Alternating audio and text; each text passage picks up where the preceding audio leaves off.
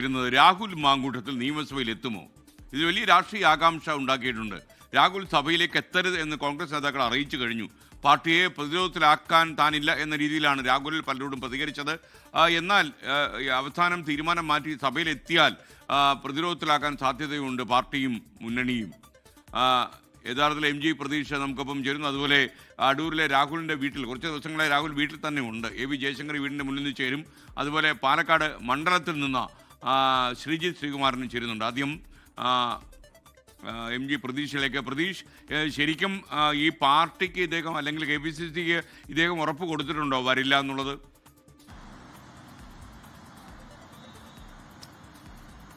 ISKN Rahul Mamkootathil പാർട്ടിയെ പ്രതിരോധത്തിലാക്കില്ല എന്നതാണ് ഈ നിമിഷവും കോൺഗ്രസ് നേതാക്കൾ വിശ്വസിക്കുന്ന കാര്യം. തദ്ദേശ നിയമസഭാ തിരഞ്ഞെടുപ്പ് അടുത്തിരിക്കെയുള്ള നിർണായകമായ നിയമസഭാ സമ്മേളനമാണ് ഇന്ന് നടക്കുന്നത്.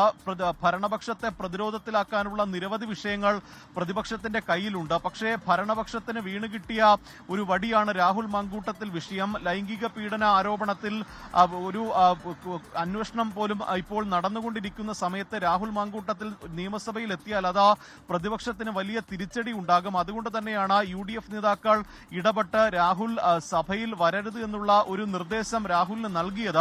ഒപ്പം ഈ കോൺഗ്രസിനെ ഒരു പ്രതിസന്ധി ഘട്ടത്തിൽ അത്തരത്തിലൊരു പ്രതിരോധത്തിലാക്കില്ല എന്നുള്ള ഒരു ഉറപ്പ് രാഹുൽ മാങ്കൂട്ടത്തിൽ നേതാക്കൾക്ക് നൽകി എന്നതാണ് നമുക്ക് നേതാക്കളിൽ നിന്ന് തന്നെ ലഭ്യമാകുന്ന വിവരം. കാരണം രാഹുൽ ഒരുപക്ഷെ സഭയിലെത്തിയാൽ അത് ഭരണപക്ഷം വലിയ രാഷ്ട്രീയ ആയുധമാക്കും. ഭരണപക്ഷത്തിനെതിരെ പ്രതിപക്ഷം കൊണ്ടുവരുന്ന വിവിധ വിഷയങ്ങളിലൊക്കെ തന്നെ പ്രതിരോധം തീർക്കുക രാഹുൽ മാങ്കൂട്ടത്തിൽ വിഷയം ചൂണ്ടിക്കാണിച്ചുകൊണ്ടായിരിക്കും. അതുകൊണ്ട് തന്നെ നിലവിൽ അത്തരത്തിലൊരു നീക്കം രാഹുലിന്റെ ഭാഗത്ത് നിന്ന് ഉണ്ടാകില്ല എന്നതാണ് മനസ്സിലാക്കാൻ കഴിയുന്ന കാര്യം.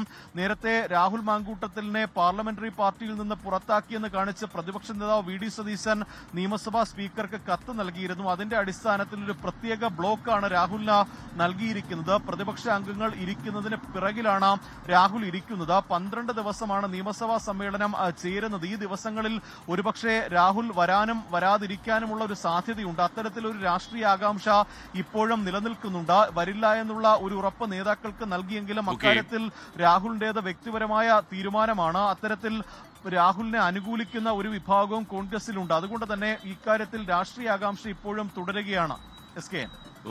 പ്രതീഷ്, ലോകത്തെവിടെയായാലും ഏത് സമയത്തും 24 വാർത്തകളും ഓഗ്മെന്റഡ് റിയാലിറ്റി പാക്കേജുകളും എക്സ്പ്ലെയിനറുകളും വിശദമായി കാണാൻ ഞങ്ങളുടെ YouTube ചാനൽ നിങ്ങൾക്ക് സബ്സ്ക്രൈബ് ചെയ്യാം.